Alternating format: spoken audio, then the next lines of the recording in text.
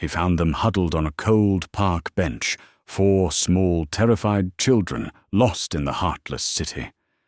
Billionaire Kyle's voice was gentle as he knelt. "You're safe now."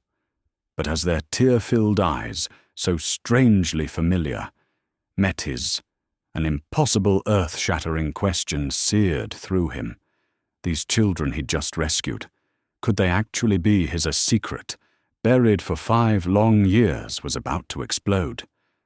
What would you do if the biggest shock of your life came in the form of 4 little lost souls? Let us know your first reactions in the comments, and make sure you subscribe so you don't miss a single revelation in this unbelievable story. The pre-dawn quiet of Pearl's small apartment was a fleeting illusion, a held breath before the symphony of a day with 4 5-year-olds began. She moved through the dim rooms, her steps like a ghost in her own life, already cataloguing the day's hurdles. Breakfast for 4 distinct palates, the worn, thin knees of Ivan's only good pair of pants, the ever-present worry of the overdue electricity bill, tucked under a magnet on the fridge. These were the calculations of a mother's love, a relentless arithmetic of survival. The quadruplets, her world, her everything, were still asleep, tangled limbs and soft snores a temporary peace in their shared room. Ivan, her little protector, always seemed to sleep with one ear open, his brow furrowed, even in dreams. Ian, her sensitive soul, often woke with a start from some imagined fright, his small hand immediately seeking hers. Iris, bold and bright, would likely be the first to launch herself from bed, a tiny, unstoppable force of nature. And Ivy, her quiet observer, would absorb the morning chaos with wide, knowing eyes, before making her presence felt with a surprisingly firm request for her favorite cereal. Pearl allowed herself a rare moment leaning against the doorframe, the weight of the world a familiar pressure on her shoulders.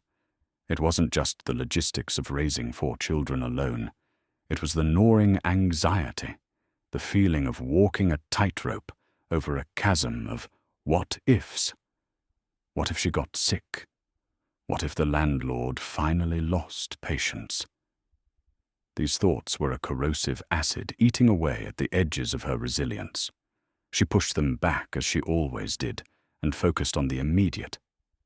Coffee. She needed coffee. As the first hint of grey light seeped through the blinds, Zelda arrived her own key, turning softly in the lock. Pearl's grandmother, though not by blood, was the only real family she and the children had. Zelda's presence was a balm, her sensible nature, a counterpoint to Pearl's frayed nerves. "You look like you wrestled a bear and lost child," Zelda said, her voice a low rumble as she surveyed Pearl. On the small television in the corner, muted figures gesticulated dramatically. Zelda gestured vaguely towards it with her chin. At least the drama queens on that Love Island USA get a free vacation out of their theatrics. What do we get, eh? Pearl managed a wan smile. "Another day, Zelda. Another day. That we do," Zelda said, heading for the coffee maker, "and we'll face it same as always." But Pearl saw the flicker of worry in her grandmother's eyes, the same worry that mirrored her own. Zelda knew perhaps better than anyone the silent battles.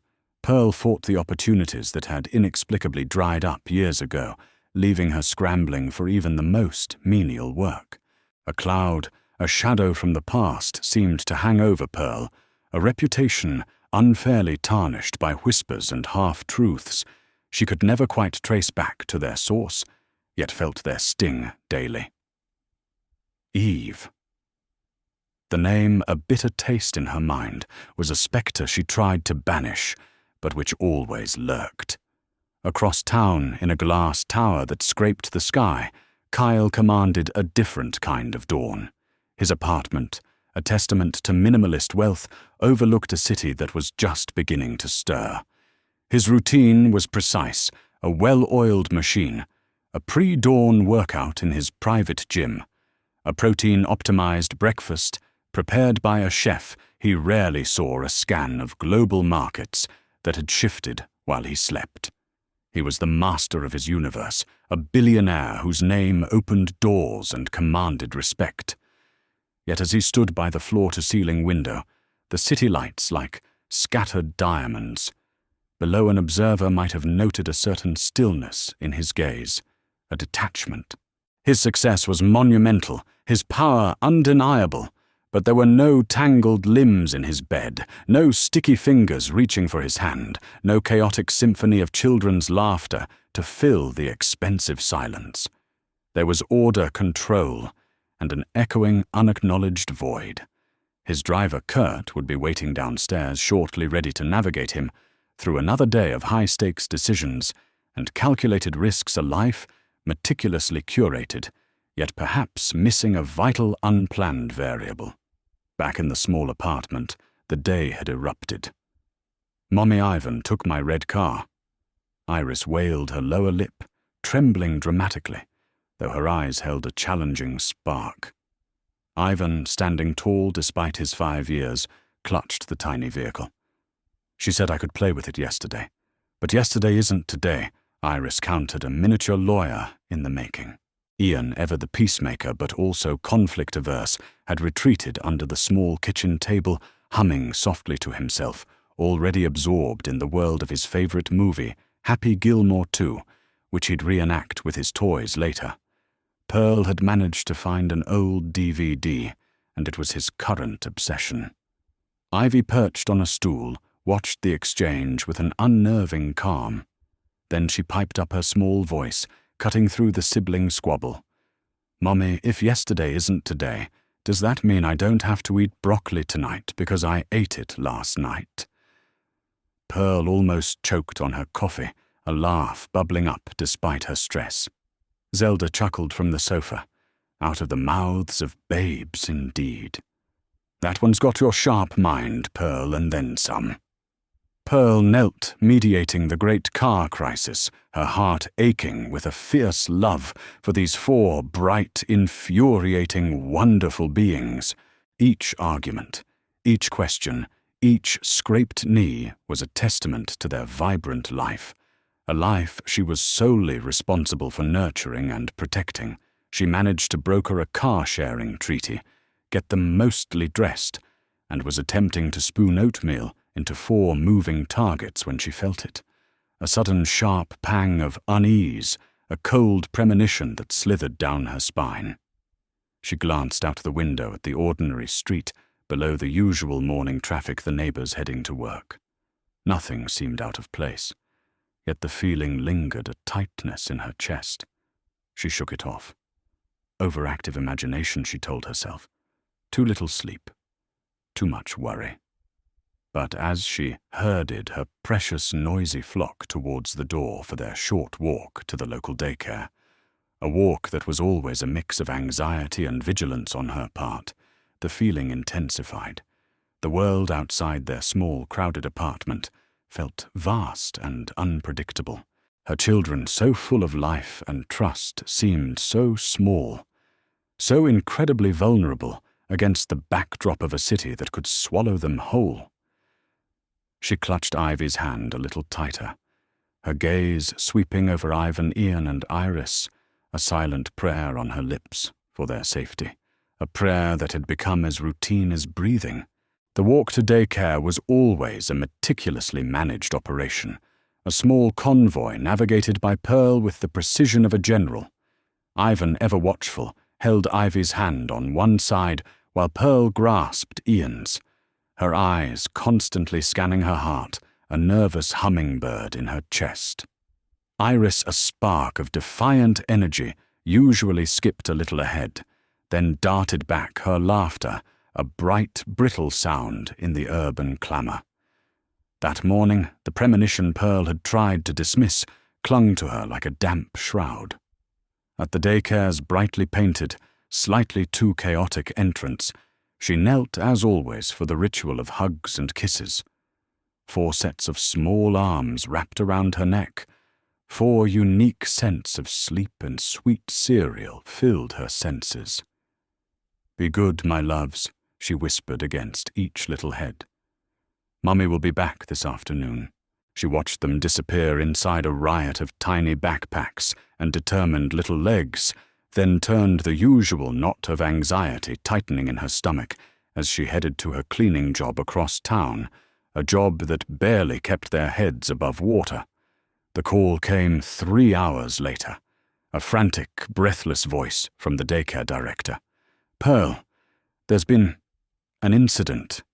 The children, we can't find them." Pearl's world tilted the city sounds around her, the blare of horns, the distant siren muting into a dull, terrifying roar in her ears. "What do you mean you can't find them?" She managed her voice a raw whisper. "My children.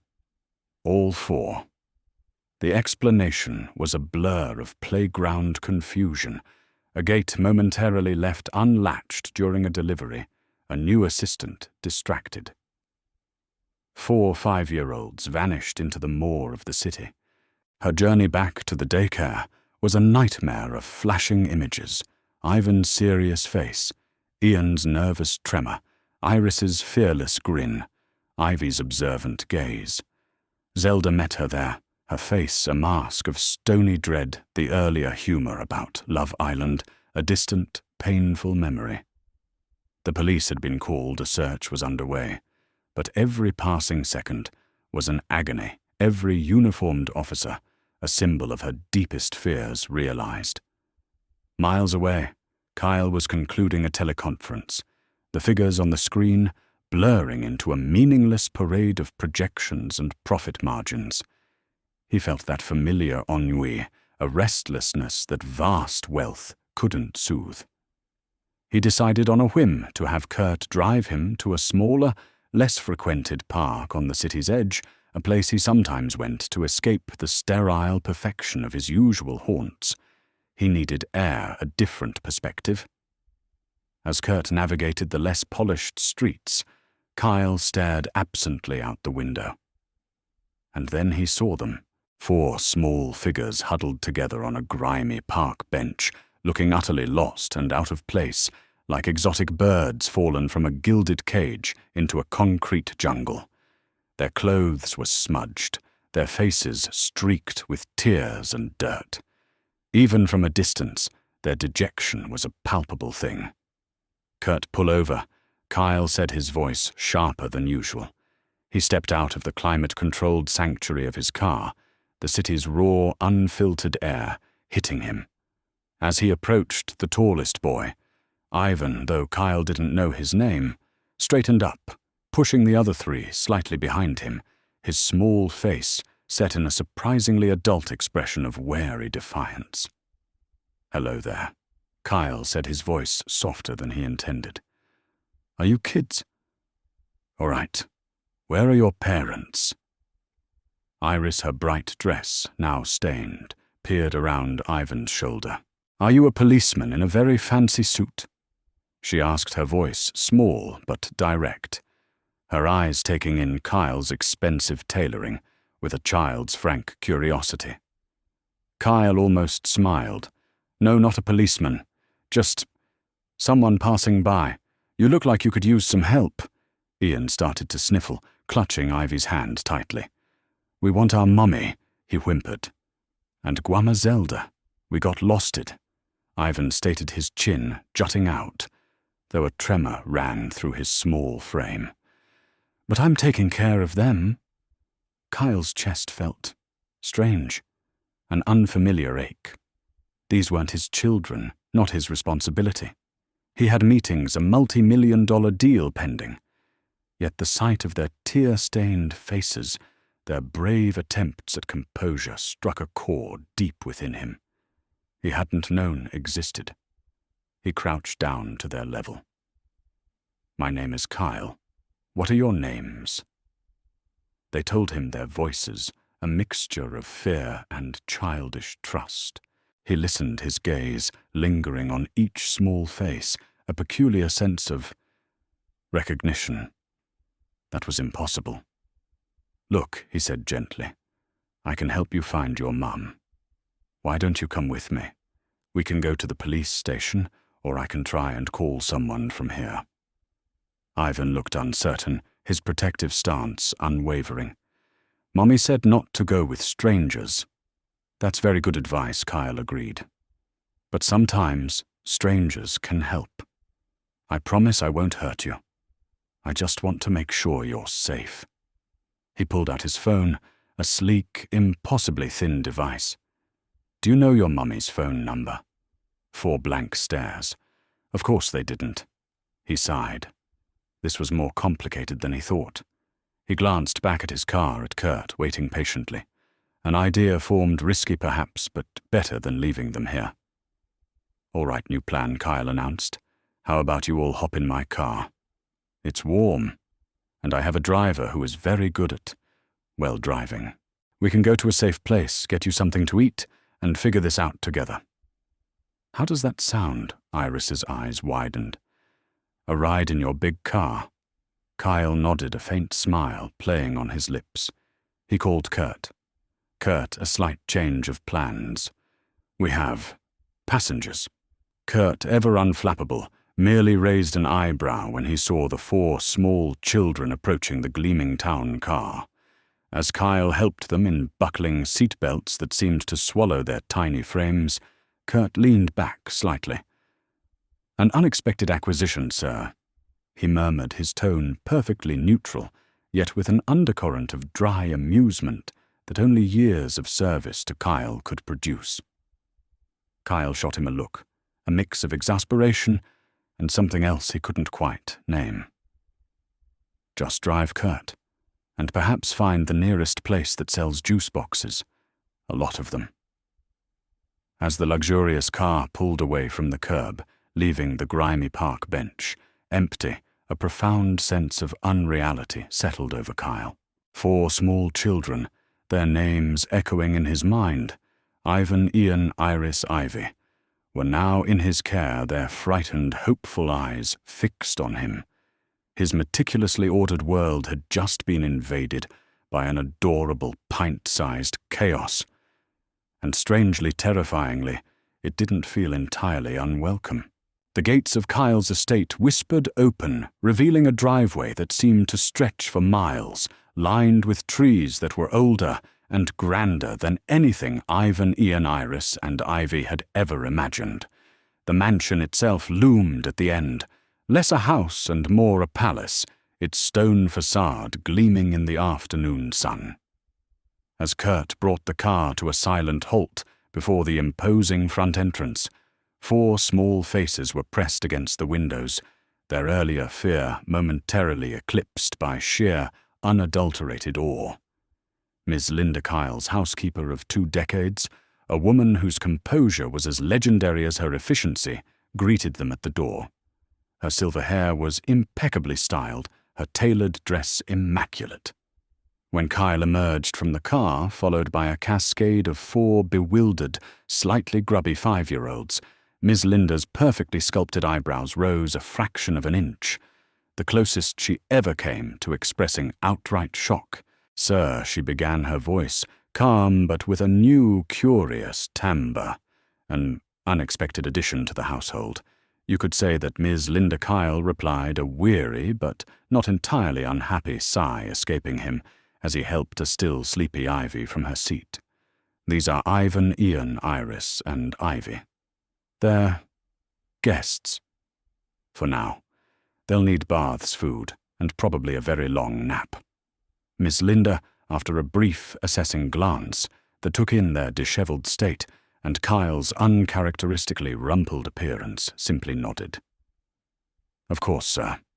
I'll see to it immediately. We have some archived children's items from your nephew's visits years ago. They should suffice temporarily." Her gaze softened almost imperceptibly as she looked at the children. "Welcome, little ones." The next few hours were a whirlwind of managed chaos. The sheer scale of Kyle's home was an adventure playground for the Quadruplets. Ivan, ever the explorer, was fascinated by the sweeping staircase, cautiously testing each marble step. Iris, her boldness fully restored, declared the enormous living room perfect for cartwheels nearly colliding with a priceless Ming vase, an incident that prompted a swift but gentle intervention from Ms. Linda, whose lips twitched with what might have been suppressed amusement. Ian found a quiet corner in the vast library, overwhelmed by the number of books, and Kyle found him there, later humming softly, trying to build a fort out of oversized art monographs. Ivy, meanwhile, had attached herself to Ms. Linda's leg, her thumb in her mouth, observing everything with her usual silent intensity. Kyle, a man accustomed to orchestrating billion-dollar mergers, found himself utterly outmaneuvered by the logistics of 4 small, energetic, and unpredictable human beings. He attempted to help Ms. Linda, resulting in a rather comical incident involving a runaway rubber duck during bath time and an impromptu water fight initiated by Iris, which left him more soaked than the children. He couldn't remember the last time he'd felt so disarmed, or so genuinely unexpectedly light. Amidst the domestic upheaval, Kyle was also a man of action. He'd set his considerable resources in motion the moment they'd left the park. His security chief, using state-of-the-art facial recognition software cross-referenced with missing persons databases, the kind of sophisticated tech his company, a leader in data analytics and strategic intelligence, often developed for high-level clients, was working to identify the children or their parents. He needed answers, and he needed them fast. Every so often he'd find himself just watching the children, a peculiar tightening in his chest. There was something about Ivonne's determined little frown, so serious for his age, or the way Ian's hair fell across his forehead, that sparked a flicker, a strange, almost painful sense of something he couldn't define. Later that evening, as the children finally bathed and fed, were drifting off to sleep in a large guest suite, hastily converted into a temporary nursery, Kyle received the call. A woman matching the description of the children's mother had been found. She had collapsed from exhaustion and severe distress near the daycare center hours after the children went missing and had been taken to City General Hospital. Her name was Pearl Monroe. Her emergency contact was a Zelda Monroe. Kyle felt a jolt. Monroe. He didn't know why, but the name resonated faintly. He arranged for Miss Linda to stay with the sleeping children and had Kurt drive him to the hospital immediately. Zelda was already there in the sterile waiting room, her face etched with worry lines that hadn't been there that morning. Her usual Love Island-induced levity was gone, replaced by a raw, anxious fear. When Kyle introduced himself, explaining how he'd found the children, Zelda's eyes, red-rimmed from crying, searched his face. "They're safe, all 4 of them?" she asked, her voice hoarse. "Yes, they're safe," Kyle reassured her gently. "Sleeping soundly at my home. They're remarkable children." Tears welled in Zelda's eyes again, this time of relief. "Thank God." "And thank you, Mr. Kyle," he supplied. "Mr. Kyle, you're a godsend." She paused, then a flicker of her usual pragmatic self returned.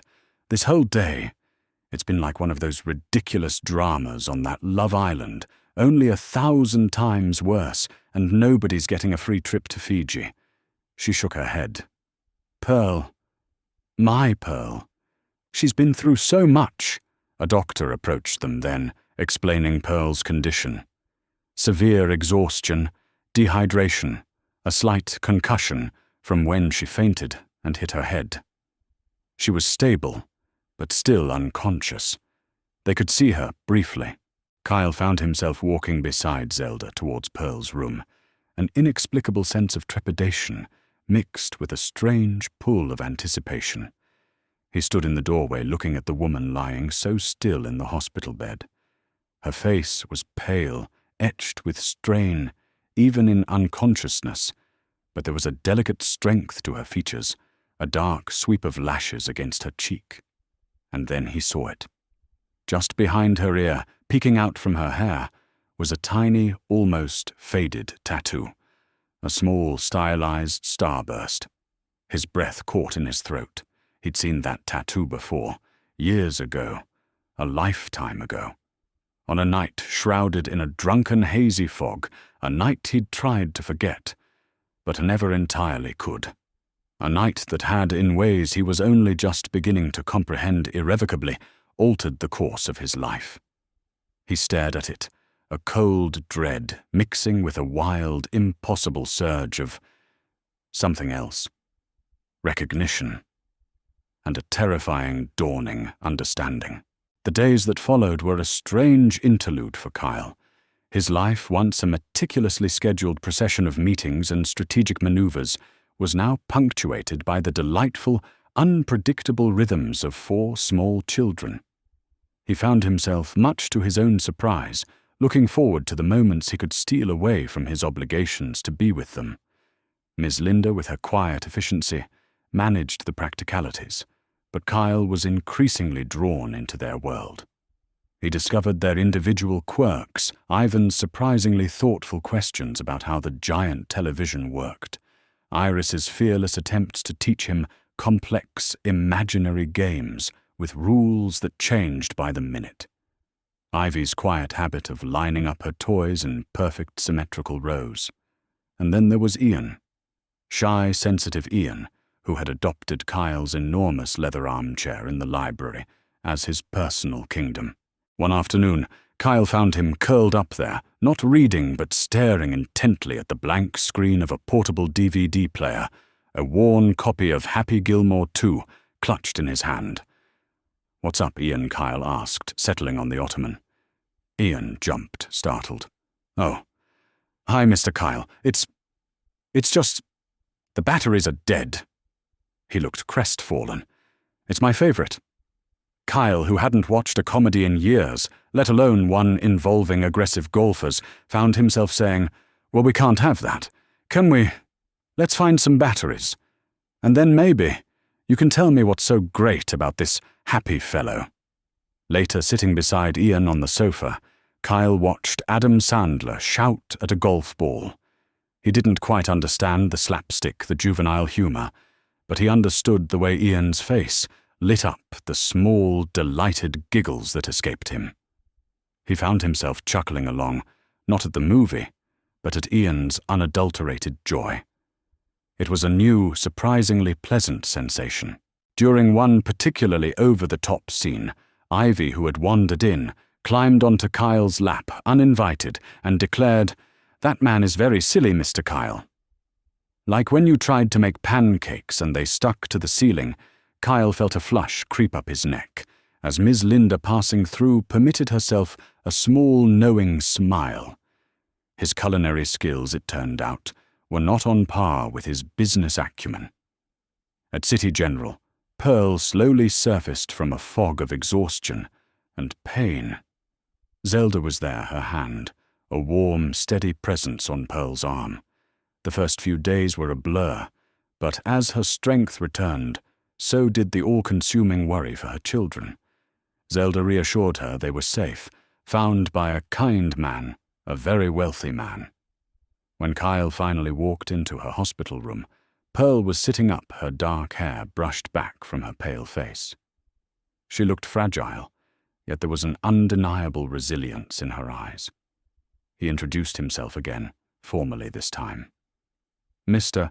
Kyle," she said, her voice still a little weak but clear. "Zelda told me you found my children. I don't know how to thank you." "There's no need for thanks, Miss Munro." Kyle replied, the name feeling oddly formal on his tongue. "They're wonderful children.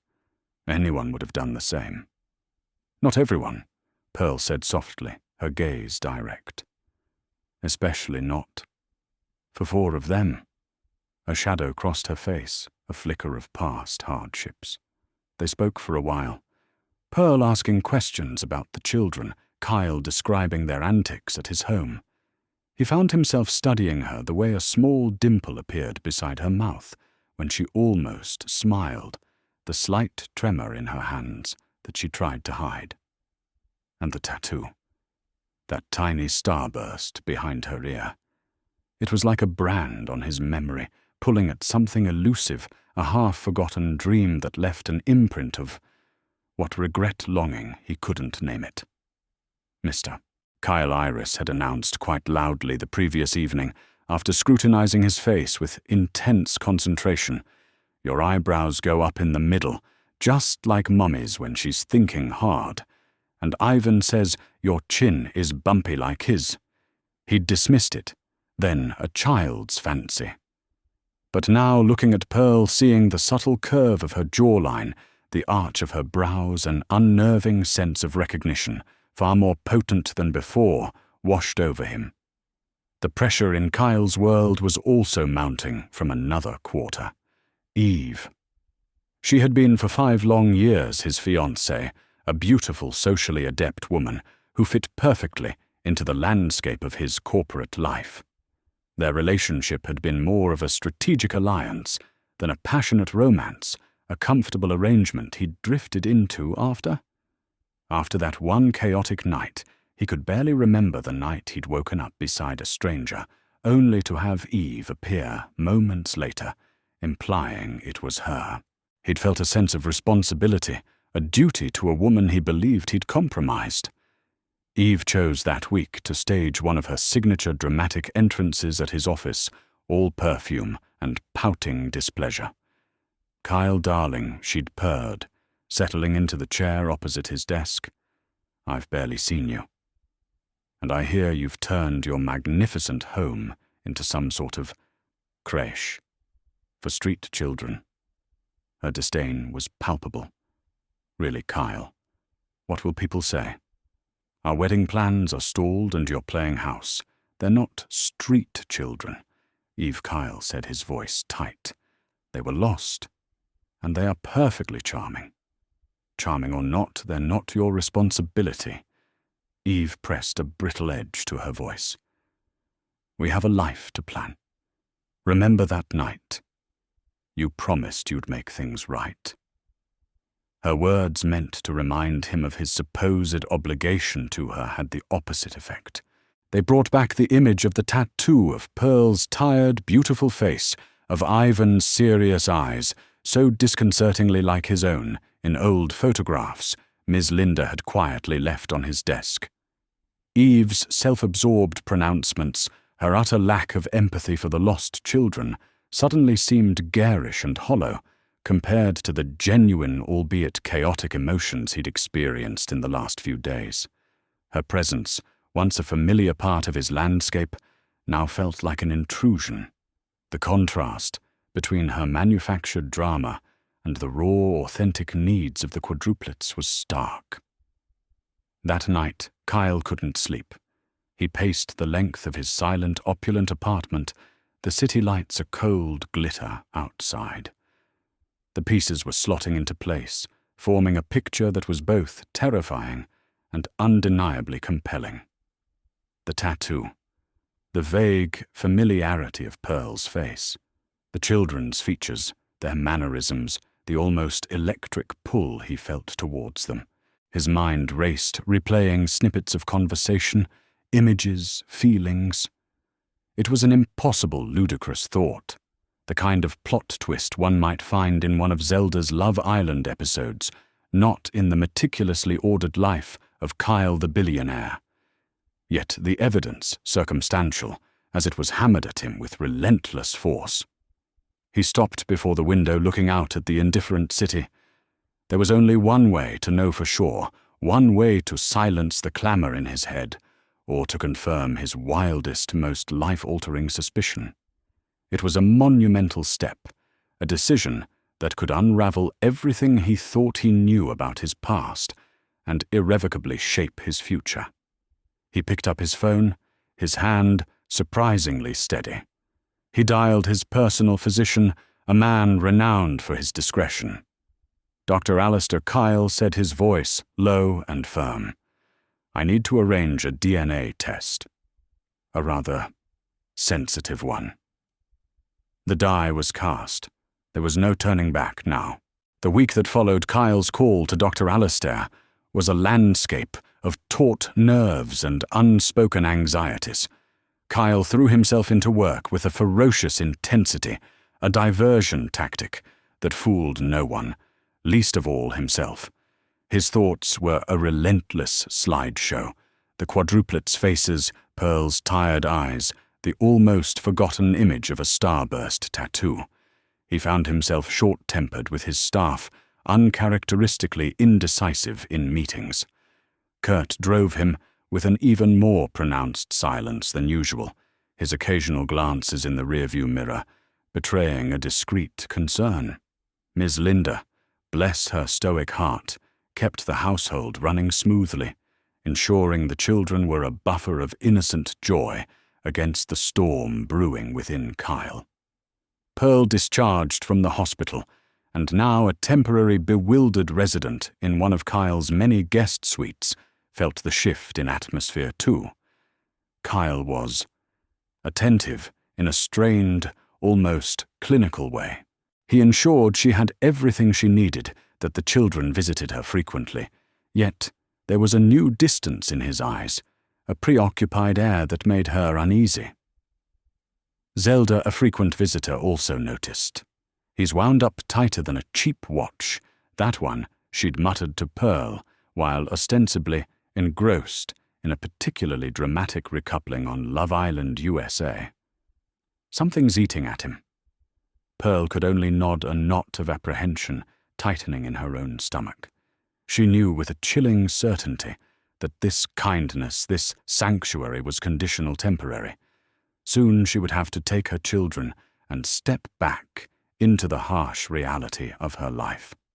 The email from Dr. Alastair arrived on a Tuesday morning. Kyle saw the subject line, "Confidential results," and his blood ran cold. He was in his home office, the city sprawling beneath him, indifferent to the cataclysm about to erupt in his meticulously ordered world. For a long moment, he simply stared at the unopened message, his hand hovering over the mouse. Every instinct screamed at him to delete it, to walk away, to pretend the last week had never happened. But the images of Ivan's solemn gaze, Ian's shy smile, Iris's boisterous laugh, and Ivy's quiet wisdom were seared into his mind. He had to know. He clicked. The report was concise, clinical, a series of genetic markers and probability percentages, but the conclusion was unequivocal. A sledgehammer blow to his soul. Probability of paternity 99.999%. Kyle leaned back in his chair, the breath leaving his body in a ragged whoosh. It was true. Not a figment of his imagination, not a stress-induced delusion. Those 4 beautiful, exasperating, incredible children who had turned his life upside down in a matter of days. They were his. His blood. His flesh. A maelstrom of emotions tore through him. Shock, disbelief, a terrifying surge of joy so potent it almost buckled him, followed by a crushing wave of guilt and regret for all the lost years. And then a white-hot spear of fury aimed squarely at Eve. Eve, who had been there that morning after who had let him believe. No, who had actively led him to believe it was her he had been with. The starburst tattoo. He remembered seeing it clearly in the dim light of that hotel room on the woman beside him, just before he'd stumbled into the bathroom, his head pounding. When he'd emerged, Eve was there looking flustered proprietary. The other woman was gone. All these years he'd carried the misplaced burden of responsibility for Eve, a responsibility built on a cunning, malicious lie. He found Pearl in the sunroom, watching the quadruplets chase butterflies in the walled garden.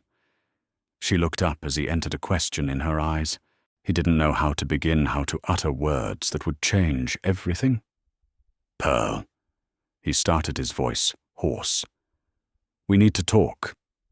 He laid it out as gently as he could, the DNA results, the irrefutable science. He watched her face transform from polite confusion to stunned disbelief, then to a dawning, horrified comprehension that mirrored his own. "No," she whispered, shaking her head, her eyes wide and dark with shock. "No, it can't be. It's impossible. The tests are conclusive, Pearl." "But—" How her voice cracked. "That night, I don't remember much. It's all a blur. I was at a party, my stepsister. Eve. She insisted I go. Someone gave me a drink." Her voice trailed off, a look of profound distress clouding her features. Kyle's blood ran colder. Eve again. Had she orchestrated more than just his deception? I remember. A hotel room. Pearl continued her gaze, distant, fixed on a painful memory. Waking up alone, feeling awful. And then Eve was there at the door, looking triumphant. She said she'd found me, that I'd made a fool of myself. Kyle felt a muscle tick in his jaw. "I was in that room too, Pearl. I didn't remember your face clearly, not until I saw you in the hospital. But I remembered a tattoo, a starburst behind your ear." Pearl's hand flew to her ear, her eyes locking with his, filled with a sudden, terrible understanding. She breathed the word barely audible. "You were the man." From that night, the air crackled between them, thick with the weight of unspoken years of a shared past neither had fully understood until this devastating moment. Memories fragmented and sharp surfaced for both of them, the low lights of a bar, the insistent beat of music, the haze of too much alcohol, a desperate need for connection, a fleeting, anonymous intimacy. And then the morning after, the confusion, the shame, and for Kyle Eve's calculating presence. All this time, Kyle said, his voice raw with the agony of the revelation. I thought. Eve made me think it was her. She let me believe it for years. The depth of her betrayal, her sustained, cruel manipulation, was staggering.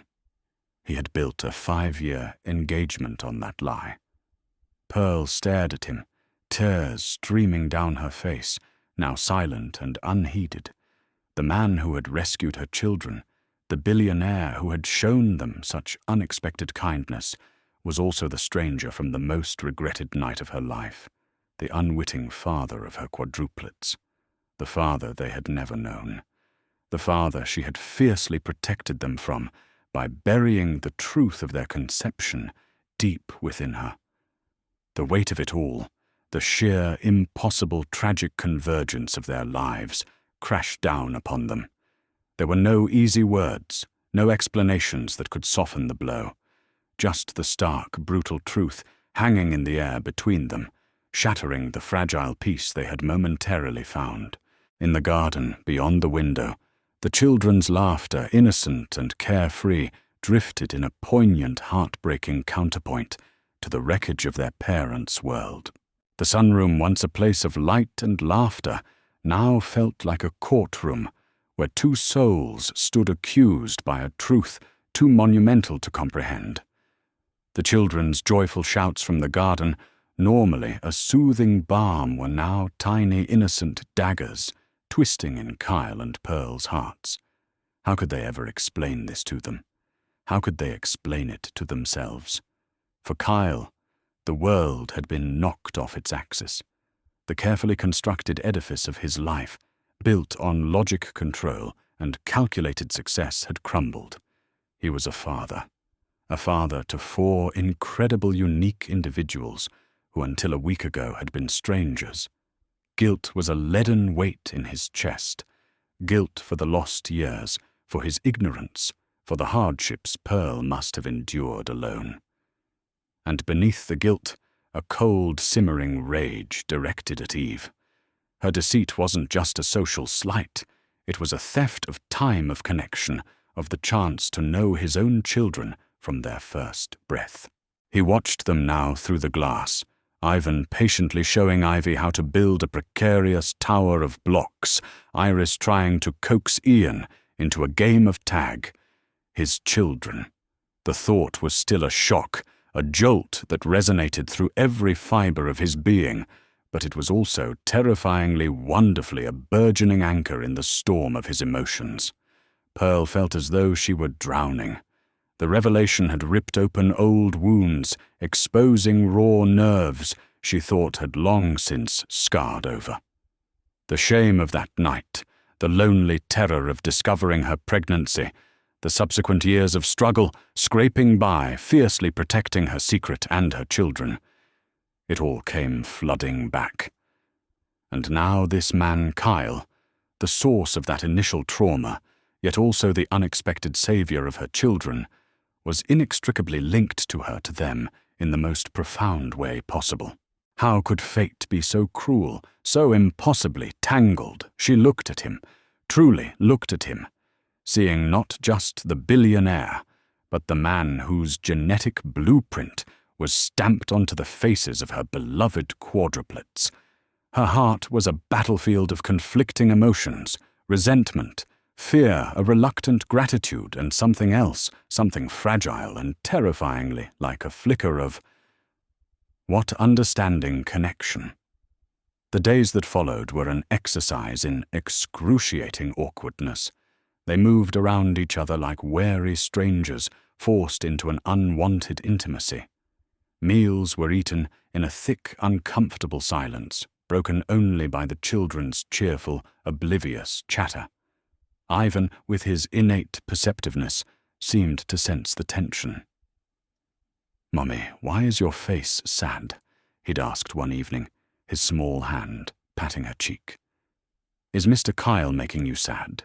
Pearl had quickly reassured him, a forced smile on her lips, acutely aware of Kyle's presence at the other end of the long dining table. Kyle, for his part, flinched as if struck. The attempts at co-parenting were clumsy, almost comical in their ineptitude. Kyle, trying to help with bedtime stories, found his usual commanding boardroom voice entirely unsuited to tales of talking animals. He'd once tried to explain a complex financial derivative to Ian, who had simply blinked and asked if it was bigger than Happy Gilmore's giant check. Pearl, observing, had to bite back a surprised laugh, a tiny crack in her wall of reserve. Zelda, a frequent visitor, observed the strained dynamic with a keen eye. One afternoon, while Pearl was resting, Zelda found Kyle staring broodingly out at the garden. "You know, Mr. Kyle," she began, settling herself into a nearby armchair on that Love Island show when they have a big recoupling ceremony. After some major drama, things are always a bit tense. Lots of meaningful stares. A bit like you two, if you don't mind me saying. Though I reckon your stakes are a tad higher than winning 50 grand and a celebrity endorsement deal." Kyle looked at her, a flicker of surprise in his eyes. I suppose they are." "They're good kids," Kyle Zelda said, her voice softening. "And Pearl, she's stronger than anyone I know. She's weathered storms that would break most people. This is a hurricane, but she'll find her way. You both will if you let yourselves." Eve predictably did not remain silent for long. The news of Kyle's sudden preoccupation with some woman and her brood had reached her through the city's relentless gossip mill. She appeared at Kyle's office, a vision in designer clothes, her face a mask of carefully controlled fury. "What is the meaning of this, Kyle?" she demanded, her voice tight. "You're avoiding me. You're spending all your time with her and those children. Have you forgotten our engagement, the promises you made?" Kyle looked at her, truly looked at her. And for the first time, he saw not the sophisticated woman he thought he knew, but the cold, calculating core beneath. The fury he'd felt upon discovering her deception was now a chilling certainty. "The engagement, Eve," he said, his voice devoid of emotion, "is over. It was based on a lie. Your lie." Eve's composure finally cracked. "Lie? How dare you?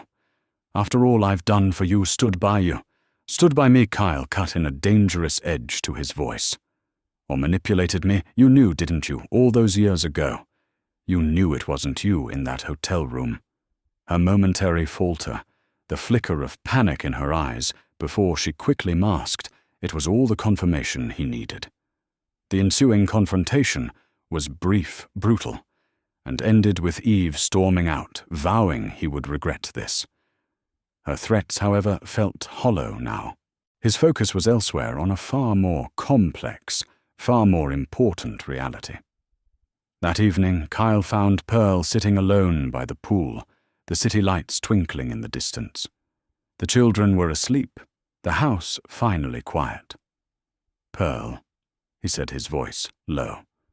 He sat beside her, a respectful distance between them. "We can't go on like this. The silence, the uncertainty, it's not fair to them. Or to us." She turned to him, her eyes shadowed in the dim light. "What do you want, Kyle? I want—" he began, then paused, searching for the right words. "I want to know my children. I want to be a father to them, a real father. And I want to understand what happened. With us. With Eve." Pearl was silent for a long moment, her gaze fixed on the shimmering water. "I don't know if I can trust you, Kyle," she finally whispered. "That night, it changed everything for me. I built my life, their lives, on protecting them from that secret, from that pain." "I know," he said softly, "and I know I have no right to ask for your trust. Not yet. But I'm asking for a chance to try. For Ivan, Ian, Iris, and Ivy. They deserve to know their father. And they deserve better than what I've been unknowingly for the past 5 years." He looked at her then, his gaze raw, vulnerable, stripped of all pretense. "I don't know what the future holds, Pearl. I don't know if we can ever fix what's broken. But I'm willing to try. Are you?" The question hung in the cool night air, heavy with the weight of their shared past and the terrifying uncertainty of their future. Pearl looked at him, at the man who was a stranger, yet a part of her very soul, the father of her children. She thought of their laughter, their resilience, their innocent hearts. Slowly, almost imperceptibly, she nodded. For them, she said, her voice barely a breath. "We can try. For them." It wasn't a promise of forgiveness or of love or even of a future together. But it was a beginning, a fragile, uncertain step out of the wreckage toward something new. The decision to try was not a magic wand. The days that followed were a delicate dance of tentative steps forward and occasional stumbling retreats. Kyle, a man accustomed to commanding boardrooms and orchestrating global deals, found himself navigating the far more treacherous terrain of children's bedtime routines and deciphering the complex, unspoken language of a woman whose trust he had unknowingly shattered years ago. He started with the small things. He learned through a series of comically disastrous attempts that his idea of a balanced breakfast, a power smoothie, was met with universal disgust by the Quadruplets, who much preferred Pearl's slightly burnt around the edges pancakes. He learned that Ian, despite his shyness, had an encyclopedic knowledge of Happy Gilmore too, and would only truly open up if Kyle could correctly quote lines from the movie. A feat Kyle, with the help of late-night internet searches, eventually surprisingly mastered, earning him a rare, beaming smile from the boy. As summer approached, he enrolled the children in the Planet Fitness Summer Pass program. His first attempt to join them in the pool was, as Ms. Linda later dryly recounted to a recovering Pearl, an event of some aquatic exuberance, sir. Kyle, sleek and powerful in a boardroom, was surprisingly uncoordinated when faced with 4 gleefully splashing 5-year-olds, each demanding he watch their particular version of a cannonball simultaneously. He emerged soaked laughing and with a newfound respect for Pearl's daily athleticism. Iris declared him almost as good as a dolphin, but way splashier and not as smart. Pearl watched these efforts from a careful distance at first, her heart a fortress long guarded, began to register the subtle shifts. She saw the genuine frustration in Kyle's eyes when he couldn't soothe a crying Ivy, the authentic pride when Ivan showed him a drawing, the quiet patience he exhibited with Ian, the bewildered amusement he shared with Iris. These were not the actions of a man performing a duty, but of a man genuinely awkwardly earnestly learning to be a father. Zelda, ever the astute observer, often provided a running commentary. "Well, he's no Prince Charming from that Love Island, is he?" she'd said to Pearl one afternoon, as they watched Kyle try to untangle a kite string for 4 impatient children. More like a confused octopus. But bless his heart, he's trying. And unlike those island boys, I think this one's in it for the long haul, not just the prize money and a new set of veneers. The true test, the public declaration, came in June.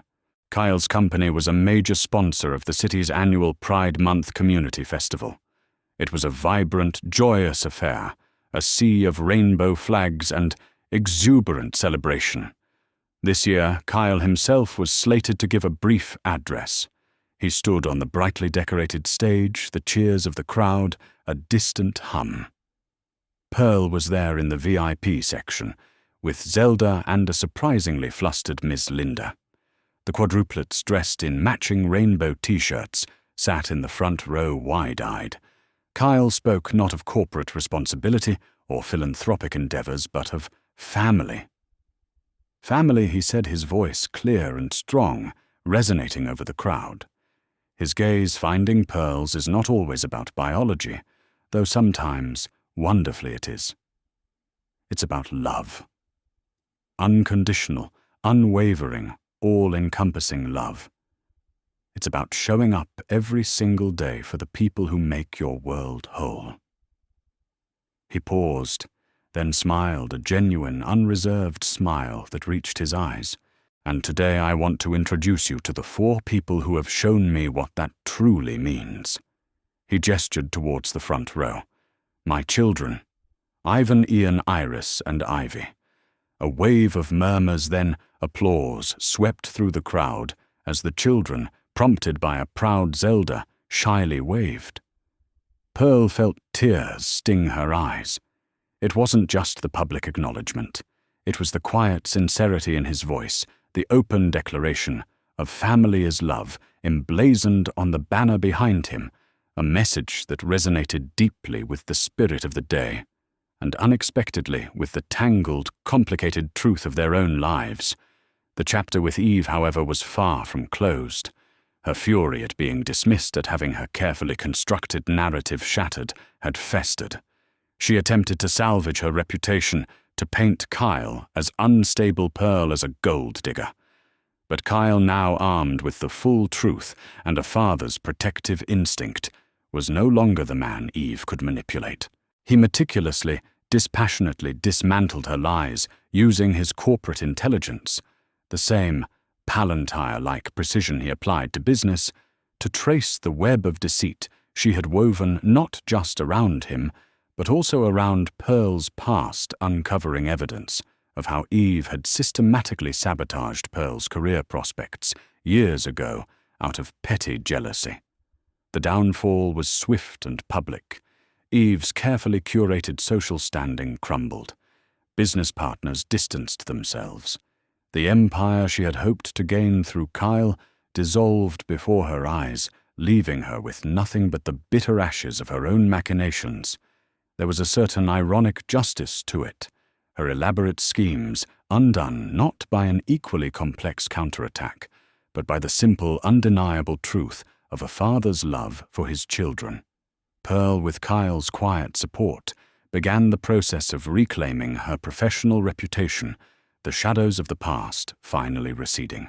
Life in Kyle's mansion settled into a new rhythm, a chaotic, joyful, exhausting, wonderful normal.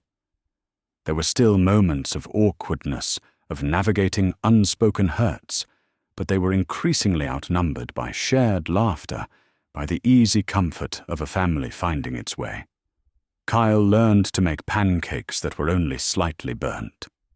Pearl found herself relying on his steady strength, on the surprising tenderness he showed not just to the children, but to her. One evening, as they were tucking the quadruplets into bed, a nightly ritual that now involved both of them, Ivy looked up at Kyle with serious eyes. "Daddy," she asked, her voice small, "now that you found us, are we going to get more new brothers and sisters soon?" Kyle and Pearl exchanged a look over the 4 sleepy heads, a look that was part pure, unadulterated panic and part helpless, shared amusement. Kyle coughed a sound suspiciously like a choked laugh. "Well, Ivy," he said, ruffling her hair, "I think your mum and I have our hands quite full with the 4 most amazing children in the world right now." Pearl's heart felt impossibly full. The scars of the past were still there, faint lines etched onto her soul, but they no longer ached with the same intensity. They were a reminder of a journey endured, of a battle fought, and against all odds won. This peace, this love, this noisy, beautiful, perfectly imperfect family, it had been earned, every single moment of it. And as she watched Kyle lean down to kiss each of his children goodnight, his face illuminated by the soft glow of the nightlight, she knew with a certainty that settled deep in her bones that they were finally, truly home. And so Kyle and Pearl, brought together by a secret that once threatened to tear their worlds apart, found their way to an unexpected, beautifully imperfect peace. Their journey reminds us that sometimes the greatest treasures are found in the ruins of what we thought was lost, and that a family in all its forms is built not just on blood, but on courage, forgiveness, and the persistent, everyday acts of love. Isn't it remarkable how the most complicated beginnings can lead to the simplest, most profound happiness? This story of second chances and the surprising ways love can heal certainly left us with much to reflect upon. We'd love to hear how it touched you. What do you believe was the most significant moment in Kyle's transformation into a true father for Ivan, Ian, Iris, and Ivy? Was it his public declaration, or the quiet dedication he showed in their daily lives? Your insights mean the world to us, and we're always striving to bring you stories that resonate deeply. If any part of Kyle and Pearl's journey particularly moved you, or if you have suggestions on how we can make our narratives even more compelling, please share your thoughts in the comments below. Your feedback is invaluable as we continue to craft these emotional explorations. If their story of unexpected family and hard-won happiness warmed your heart, we'd be so grateful for a like. 8. And if you feel this story might bring a little hope or a moment of connection to someone else, please consider sharing it. To ensure you don't miss out on future journeys of the heart, do subscribe to our channel and click the notification bell.